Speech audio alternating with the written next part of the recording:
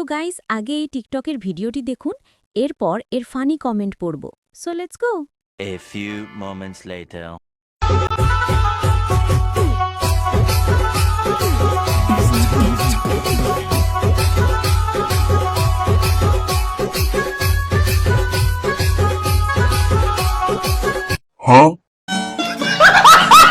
तो चलिए शुरू करते हैं। বলতে হবে দক্ষ কারিগর নিজ হাতে বানিয়েছেন। ভাই, উনি যদি এইভাবে নাড়ায় তাহলে যে কোনো মুহূর্তে বাংলাদেশে ভয়াবহ ভূমিকম্প হইতে পারে। আমি তো মনে করছি ঝাঁকুনিতে পড়ে যাবে। এত বড় ঝাঁকুনি দিয়েন না, না হলে পড়ে যাবে গাছ থেকে। ওর জামাই ধরে কিভাবে আর করে কেমন? ড্যান্স দেখবো নাকি অন্য কিছু দেখবো বুঝতাছি না।